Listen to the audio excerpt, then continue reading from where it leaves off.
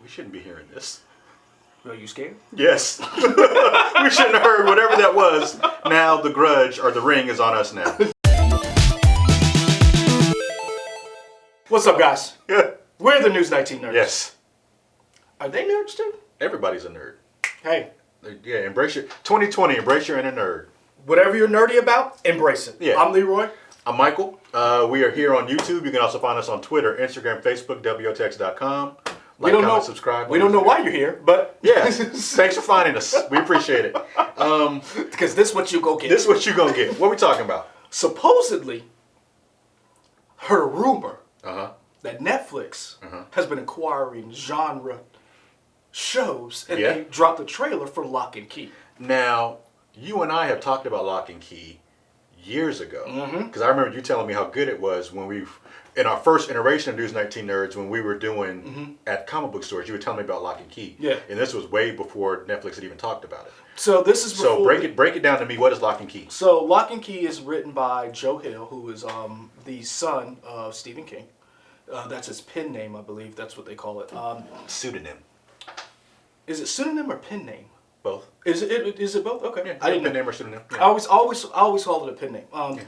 So to separate himself from his father, he took on this name, and he has done genre horror as well. Okay. This is his, I want to say, his biggest book. Okay. It's a series of comics that is about a group of young adults, kids, who are in a mansion, and they find these keys that unlock two different worlds. I don't want to get too much into the weeds of the comics because it's been a long time since I've read the comics. Okay. But you enjoyed what you read. I enjoyed what I read. The person who I wish was here is the person who put me on these comics was a friend of the show, James Gilbert, who used to work with us. Yeah. James was really I was really big into certain books, and he expanded your horizons. He really did. Like like a lot of the indie guys coming up, some of the things that you normally wouldn't look at. Like I was the person who was like, you got to read Warren Ellis because that was one of my favorites, or something from Mark Miller. And he would be like, okay, check out this guy. Check out, like, there's a book called Copra that he was like, check out this person or this person. Kyle Starks. He was so. We interviewed Kyle Starks, right? We did. Yeah. Okay. And thanks to James Gilbert. Is that on the YouTube page? Yeah, it's on there. Is it? I believe there's a longer version of Kyle Starks on our YouTube channel. Y'all let us know in the comments. I mean, we can look right now. We're not gonna. Nope. That's also what you get on this page. Hold on, because you don't trust the internet.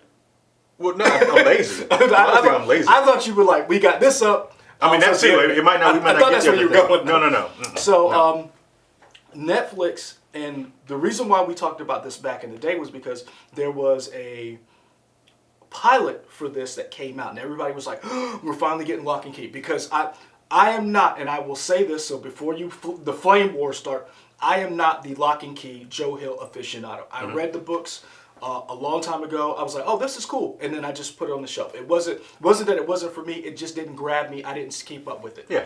But there is a huge fan base for this.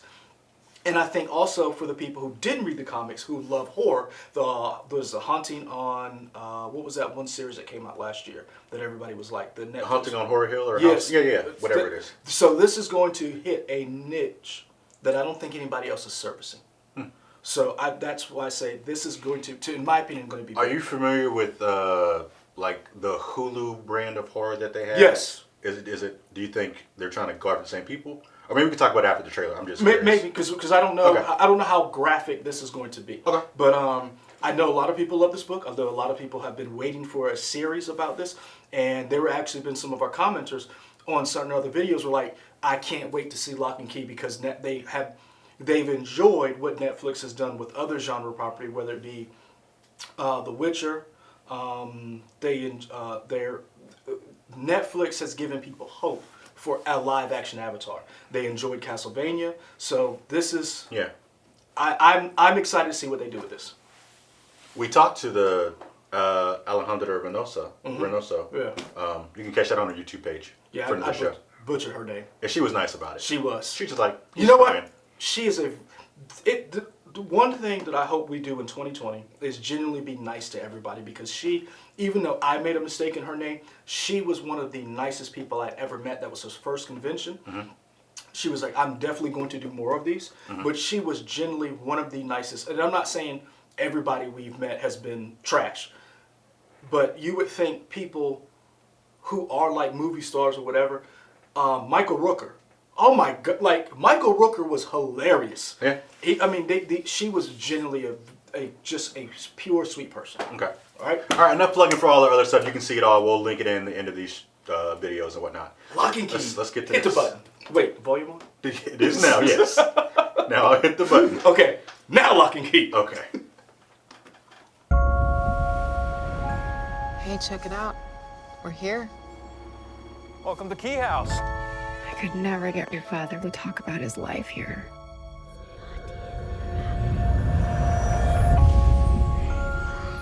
My kids need a home. Does it have to be this home? Are you my echo? I didn't. Yes. No. Key House is filled with amazing keys. Listen for them. They whisper. You hear that?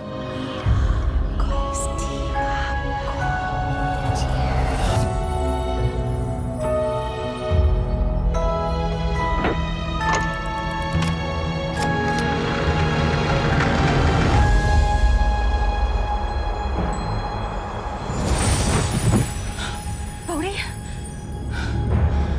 Holy crap.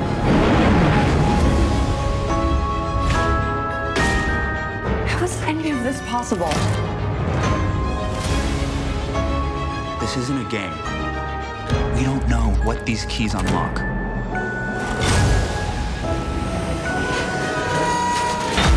You woke me up. You woke me up. You have no idea what's coming. There is a crazy evil thing who wants these keys.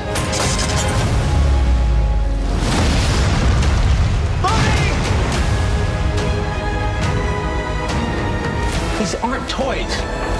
They're weapons. These keys, they're our legacy. There's something that connects us with Dad. The past is always with us. You can try and run away.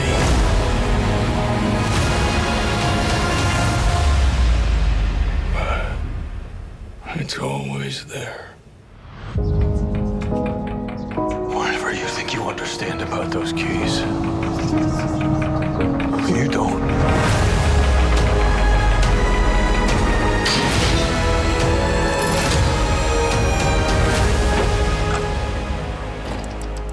Oh, nice.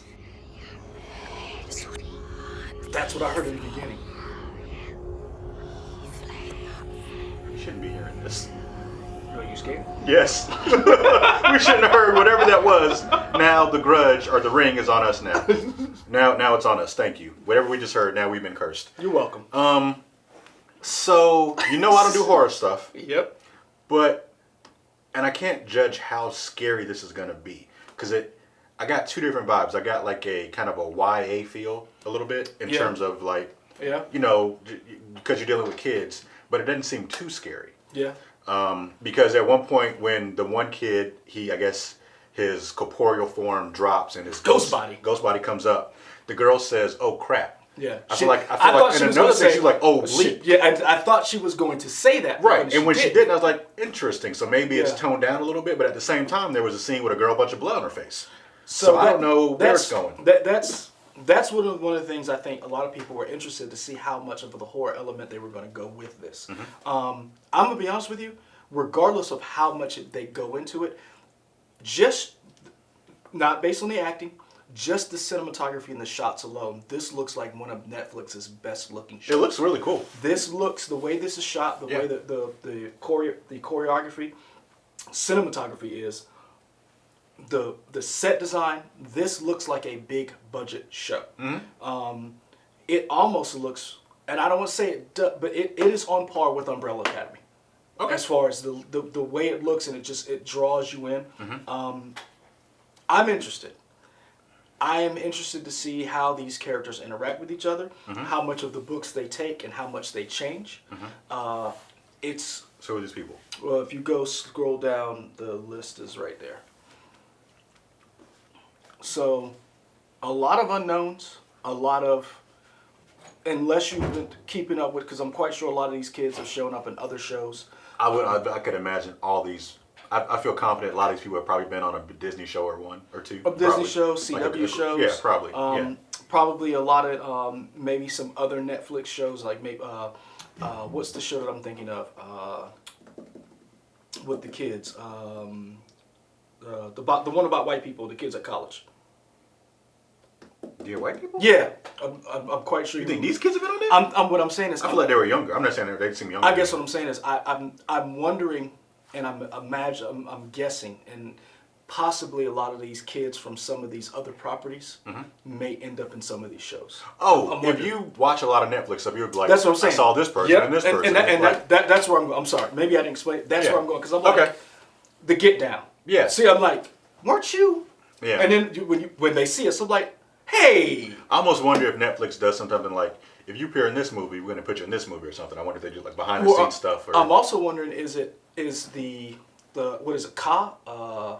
That talent agency or agent company, where they have like certain deals with Netflix where they're like, I have a whole host of actors and actresses younger. Yeah. You know, we can keep the cost down. We keep using them because the Get Down only lasted one season. I think so. Yeah. And so there's certain shows that do not last, and they're like, well, we know we can act, or she can act, because we saw her in this. Yeah.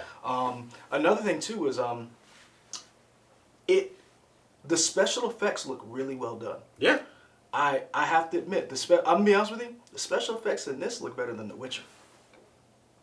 There were some times that very first monster in The Witcher did not look good.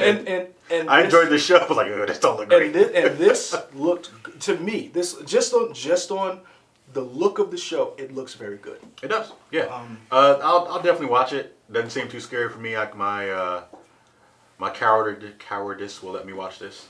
What is it about scary stuff? Because I don't like the feeling that it puts there's inside of people, or inside of me specifically, like that tension or whatever. I don't, and I can do suspense, but like supernatural horror thriller stuff, I don't really. See, that's what I was wondering, because there's certain things you can do. Like, you've seen Aliens, you've seen like all the Alien movies, right? Yeah. So like, to me, that's horror. You've done The Quiet Place. Yeah, but like when I did like Aliens, I didn't see it in the theaters either. I probably saw it like on TV the first time. Yeah, because you were like a zygote when it came out. Right, but what I'm saying is I saw it on TV, so you know the first time you see it on TV, they edit it for time, so it looks differently. So by the time I know where everything is, then I can watch it. Okay, because I was like, Alien came out in '77. Yeah. 76 or something. I'm like, I didn't see that when it came out in theaters. Mama and Daddy Patterson weren't thinking about me at that time.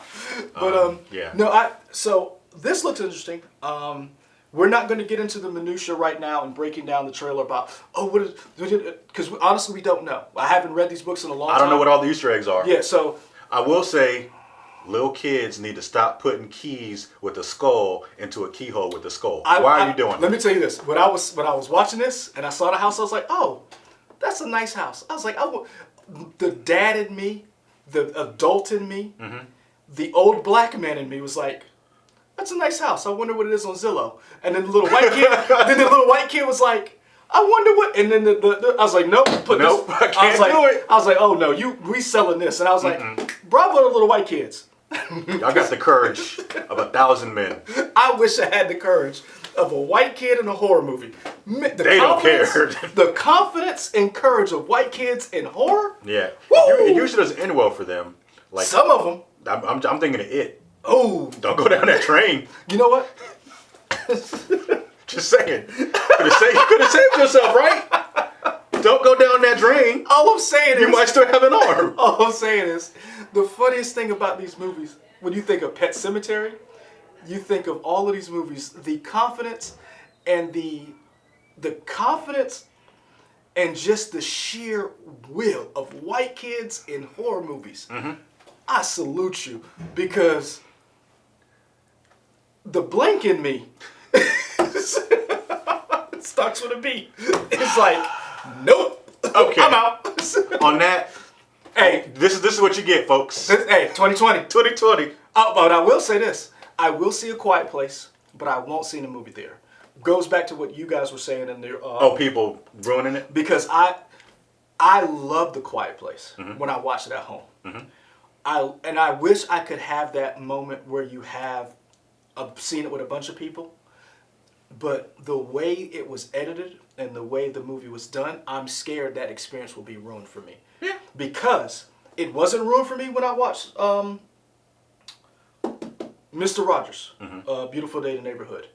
But there's a news story of a fight that broke out, you know where, Philadelphia. The city of brotherly love. City of Brotherly Love. Uh-huh. There's a moment, and you can find it online. Go Google this. Go to YouTube. It's a beautiful moment where Fred Rogers wins an award, and he says we should take a moment of silence, and just think and kind of like it's almost like meditating. But he's like, let's take 30 seconds, and we know how long 30 seconds is. And in the movie, I don't know if it's I believe it's 30, but he does it in the movie. Tom Hanks does it, and in Philly. They were talking in that moment of silence, and a fight broke out. I mean, I am Philadelphians. I don't know your life. I don't know your life, Philadelphians. To me, that is hilarious because it didn't happen to me. Comedy is things that doesn't happen to you. Yeah, it's always funny when it doesn't happen to you. But if that had been me in the movie theater, Yeah. I might have fought too. Okay. So I would love to see some of these horror movies like you, but I don't want it talking. I will say this: Us, you should watch Us. You should only because have you seen Get Out? Get Out? Yeah. It's along the same lines. Okay. It's not like and that's why I said if you can get through this, you can get through Us. Okay. If you can get through if you can get through Get Out, you can get through you can get that. I say that to say, would you watch this with someone else, or you could watch this by yourself? Oh, I already have a movie Netflix date in my mind. Me and my girl will watch this for sure. She would love this. So yeah. So you're like, I can do this. Yeah, for sure. Does that help influence you? That like when you see something, you're like, if I had to watch this by myself? I have had so many fights with her about, I'm not watching this. I watch it by myself. I was like, great. Man. That's the one thing the biggest thing we fight about is what we will and won't watch. Really? Like, I ain't watching scary stuff. Watch it with me. I'm good. But you play scary games. I do. You know I can't finish Resident Evil to make me sick. It physically made me sick. The new Resident Evil. What, 2 did? Yes. Yes. Hey, you can see that on the stream. There's so much stuff we were plugging. Remember we did Resident Evil 7. I remember put in a the virtual VR. set, I and remember it made me nauseous. Then when we I did thought it was the Resident Evil game 2, engine. Yeah, that's the same game engine. Resident Evil 2 and the RE7 are the same game engine. Really? Yeah, or they're modified on the same game engine. Interesting. And I was like, it was too good. The graphics were too good. I was like, maybe. I don't know. I finished that game. Huh. Interesting. Yep. Guys. So when RE3 comes out, you tell me how it is. Because I won't play it. RE2 was good. Yeah. Not good. Not game of the year good. But it was still good. It was good. Like, comment, subscribe on These Shenanigans Are Here. Find us on YouTube. Also find us on Instagram, Twitter, Facebook, WOTX.com. And we're out.